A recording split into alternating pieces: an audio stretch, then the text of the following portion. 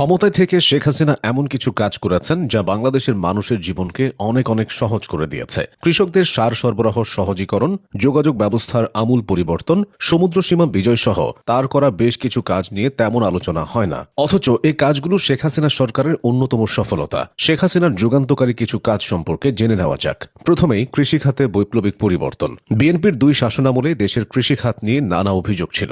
বাংলাদেশের ইতিহাসে সারের দাবিতে কৃষক রাস্তায় নামার পর সরকার করে হত্যা করেছে, এমন ঘটনাও ঘটেছে বিএনপি শাসনামলে। সারের সিন্ডিকেট নিয়ে গণমাধ্যমে সংবাদ করলে সেই সাংবাদিককে মাইকিং করে প্রকাশ্যে হুমকির ঘটনা ঘটেছে সে সময়। তবে শেখ হাসিনার সময় সে চিত্রটা পাল্টে যায়। 2009 সালে রাষ্ট্রীয় ক্ষমতা গ্রহণের পর থেকে শেখ হাসিনার সরকার বাংলাদেশের সার উৎপাদনে স্বয়ংসম্পূর্ণতা অর্জনে বেশ কিছু পদক্ষেপ নেন। মূল উদ্যোগগুলোর মধ্যে একটি ছিল সার শিল্পের বেসরকারীকরণ, যার মাধ্যমে বেসরকারি সংস্থাগুলোকে সার আমদানি ও বিতরণের অনুমতি দেওয়া হয়। এটি সার সরবরাহের প্রক্রিয়ায় প্রতিযোগিতা এবং উন্নত দক্ষতার আনয়ন করে। সার আরও সাশ্রয়ী ও সহজলভ্য করার জন্য সরকার কৃষকদের জন্য ব্যাপক ভিত্তিক ভর্তুকি ও ঋণ সুবিধা প্রদান শুরু করে। এই কাজগুলোর কারণে কৃষিকাজ অনেক সহজ হয়, বদলে যেতে শুরু করে খাদ্য উৎপাদনে বাংলাদেশের চিত্র।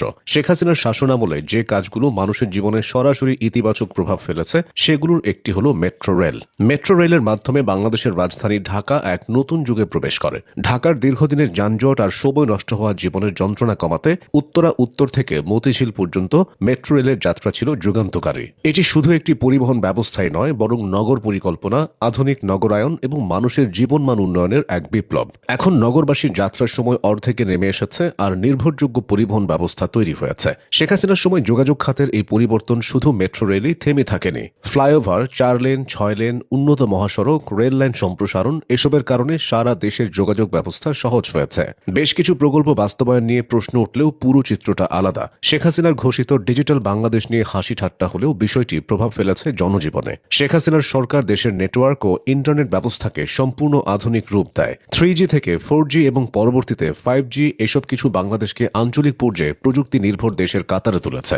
শিক্ষার্থীরা অনলাইন ক্লাস করছে, তরুণীরা আইটি ফ্রিল্যান্সিং করে স্বনির্ভর হয়েছে। এমনকি এখন ডিজিটাল মাধ্যম ও ইন্টারনেট ছাড়া ব্যবসা বাণিজ্য কল্পনা করা যায় না। চিকিৎসা হচ্ছে টেলিমেডিসিনের মাধ্যমে, কৃষি চলে এসেছে স্মার্ট অ্যাপের মধ্যে। আর এই সব কিছুর ভিত্তি হলো দ্রুতগতির ইন্টারনেটের বিস্তার, যা শেখ হাসিনার সময় হয়েছে। দেশের অভ্যন্তরীণ এসব কাজের বাইরেও আরও বড় একটি পরিবর্তন এসেছে আন্তর্জাতিক অঙ্গনে, যেখানে শেখ হাসিনার কূটনৈতিক দক্ষতা বাংলাদেশকে এনে দিয়েছে সমুদ্র বিজয়, যা দেশের ইতিহাসে সবচেয়ে গুরুত্বপূর্ণ ভূ রাজনৈতিক অর্জনগুলোর একটি। 3 দশকেরও বেশি সময় ধরে আলোচনার পর মিয়ানমার ও ভারতের সঙ্গে সমুদ্র সীমা বিরোধ নিষ্পত্তি না হওয়ায় 2009 সালের 8 অক্টোবর সালিশি আদালতে যাওয়ার সিদ্ধান্ত নেয় শেখ হাসিনা সরকার। এই প্রক্রিয়ার অংশ হিসেবে মিয়ানমারের সঙ্গে সমুদ্র সীমা নির্ধারণ